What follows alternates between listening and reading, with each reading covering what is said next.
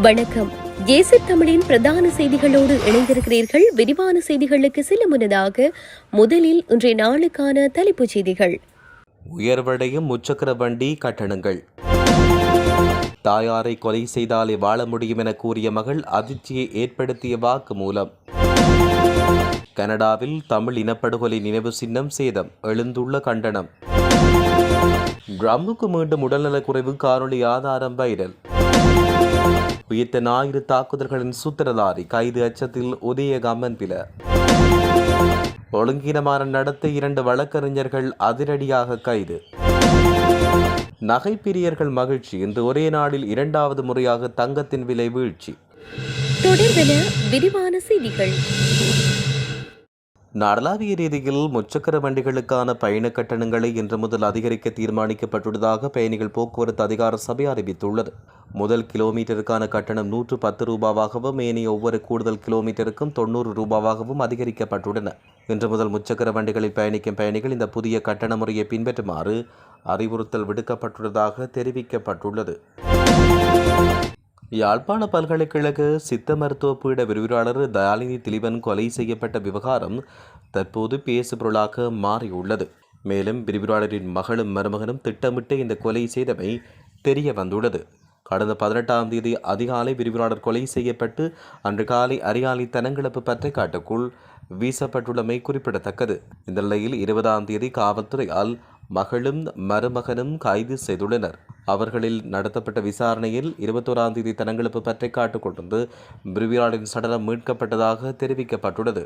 மேலும் நாயமார்கட்டு ராஜேஸ்வரி வீதியைச் சேர்ந்த 21 வயதான இளைஞனுக்கும் பதிவு திருமணம் நடந்ததாக தெரிவிக்கப்பட்டுள்ளது. இந்த இளைஞன் போதைக்கு அடிமையானவர் என்றும் இந்த பதிவு திருமணம் கடந்த வருடம் நடைபெற்றது என்றும் அப்போது விரிவுரையாளரின் மகளுக்கு 18 வயது என்றும் தெரிவிக்கப்பட்டுள்ளது. இந்த யோடி காதல் வசப்பட்ட சமயத்தில் போதைப்பொருள் பாவனை விற்பனை தொடர்பில் 2-3 தடவை அந்த இளைஞன் காவல்துறையால் கைது செய்யப்பட்டிருந்தார். மேலும் மருமகன் குறிப்பிடும்படியாக எந்த வேலையும் செய்யாமல் போதைக்கு அடிமையாகி மகளை துன்புறுத்தி வந்த நிலையில் மகள் தரப்பில் விவாகரத்து வழக்கு தொடரப்பட்டதாக தெரிவிக்கப்பட்டுள்ளது. மேலும் விவாகரத்து கோரிய மனைவியுடன் உரையாடலில் இருவரும் சேர்ந்து வாழலாம் என்று இளைஞன் கூறியதாக தெரிவிக்கப்பட்டுள்ளது. கடந்த 17ஆம் தேதி இரவு விரிவுரையாளரின் வீட்டுக்குள் திருட்டுத்தனமாக அவர் நுழைந்ததாக தெரிவிக்கப்பட்டுள்ளது. மேலும் அந்த பெண்ணின் யோசனையின்படி விரிவுரையாளரை கொலை செய்ய முடிவெடுத்ததாக கைது செய்யப்பட்ட இளைஞன் தெரிவித்துள்ளார்.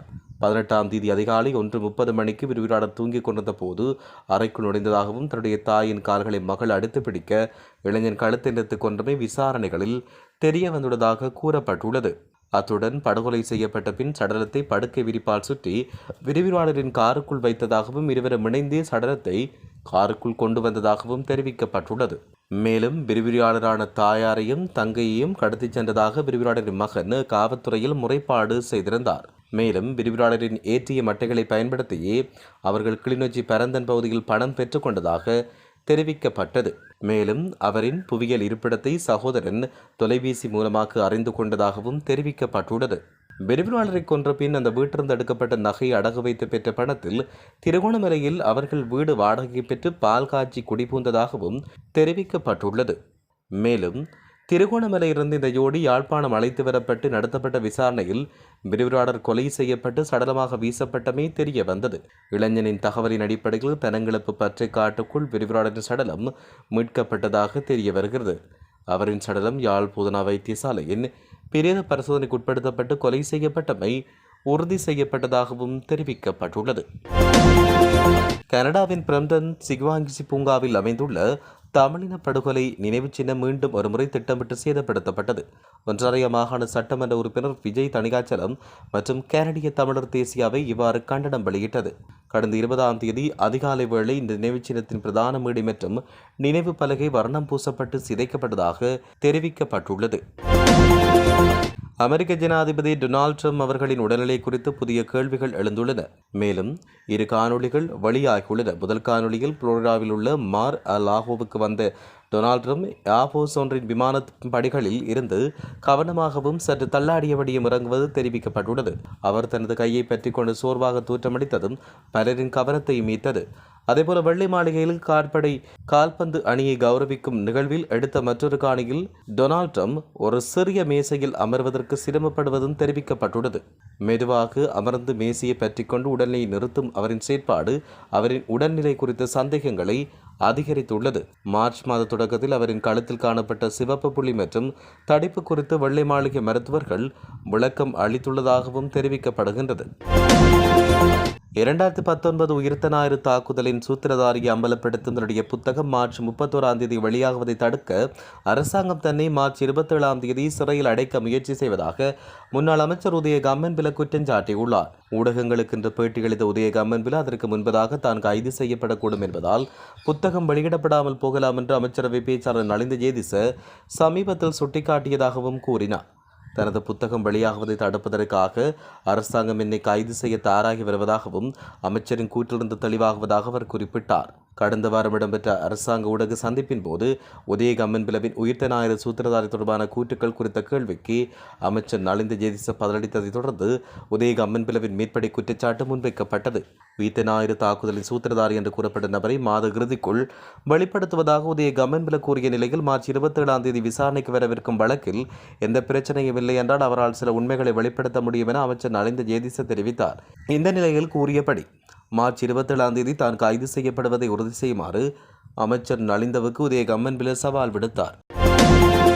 கொழும்பு நகர போக்குவரத்து பிரிவைச் சேர்ந்த ஒரு சார்ஜன் மீது தாக்குதல் நடத்தி காவல் நிலையத்துக்குள் அத்துமீறிய ஒழுங்கீனமான நடத்தையில் ஈடுபட்டதாகவும் சந்தேகத்தின் பேரில் 2 வழக்கறிஞர்கள் கைது செய்யப்பட்டுள்ளதாகவும் போலீஸ் ஊடக பிரிவு தெரிவித்துள்ளது. 35 மற்றும் 41 வயதுடைய இந்த சந்தேக நபர்கள் கடவத்தை மற்றும் ஃபெட்டேபோல் ஆகிய இடங்களைச் சேர்ந்தவர்கள் என்றும் வாகன ஓட்டுநர் மது அருந்தியிருந்தாரா என்பதை உறுதி செய்ய அவர்களுக்கு பிரதலைசர் பரிசோதனை மேற்கொள்ளப்பட்ட போது இந்த சம்பவம் இடம்பெற்றதாக காவல்துறை தெரிவித்துள்ளது. பரிசோதனை நடைபெற்றுக் கொண்ட போது சந்தேக நபர்கள் இருவரும் ஆக்ரோஷமாக நடந்து கொண்டதாகவும் அவர்களில் ஒருவர் அவதூறான வார்த்தைகளை பயன்படுத்தியதோடு தாங்கள் ஹைல்ஃபைட் டிராப் நீதிமன்ற வளாகத்தை சேர்ந்த வழக்கறிஞர்கள் என்றும் தெரிவித்தனர். சந்தேக நபர்கள் சொத்துக்களுக்கு சேதம் விளைவித்ததோடு சார்ஜென்ட் சிந்தக்கென்று அடையாளம் காணப்பட்ட அந்த அதிகாரியின் ஒளிரும் ஜாக்கெட்டை வலுக்கட்டாயமாக பிடுக்கி அவரை தள்ளிவிட்டதாகவும் காவல்துறையினர் தெரிவித்துள்ளனர். இன்று சர்வதேச சந்தையில் தங்கத்தின் விலை 2வது முறையாக பாரிய சரிவை கண்டுள்ளது.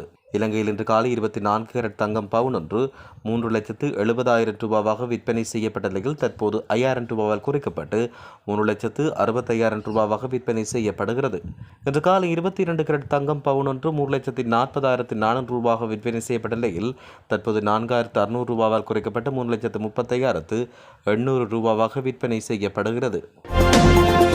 நாட்டில் மின்தடை ஏற்படாதென்ற அரசாங்கம் உறுதியளித்த போதிலும் மின் உற்பத்திக்கான ஃபெர்னல்ஸ் எண்ணெய் மற்றும் நெப்தா ஆகியவற்றை உற்பத்தி செய்யும் சுத்திகரிப்பு நிலையம் மசகு எண்ணெய் தட்டுப்பாடு காரணமாக ஏப்ரல் நடுப்பகுதியில் மூட வேண்டியிருக்கும் என்று இலங்கை பெட்ரோலிய கூட்டுத்தாபனத்தின் தலைவர் தெரிவித்தார். நாட்டில் உள்ள கச்சா எண்ணெய் இருப்பு ஏப்ரல் நடுப்பகுதி வரை மட்டும் சுத்திகரிப்பு நிலையத்தை இயக்க போதுமானதாக இருக்கும் என்று டிஜே ராஜகருணா நேற்று தெரிவித்தார். துருக்கியின் ஸ்தான்புல் நகரில் இடம்பெற்ற விபத்தில் டாக்ஸி விபத்தில் உயிரிழந்தவர்களில் 2 தாயகத்தின் நவாலியைச் சேர்ந்தவர்களாக அடையாளம் காணப்பட்டுள்ளனர். சம்பவத்தில் சுவிட்சர்லாந்தின் ஆர்கவ் மாநிலத்தில் வசித்து வந்த தாயும் மகனுமே விபத்தில் உயிரிழந்தனர். தாயாரின் 60 வயது பிறந்தநாளை துருக்கியில் கொண்டாடிய பின் சுவிட்சர்லாந்துக்கு திரும்ப வானூர்தி நிலையத்துக்கு பயணம் செய்து கொண்ட போதே இந்த விபத்து இடம்பெற்றதாக தெரிவிக்கப்பட்டுள்ளது.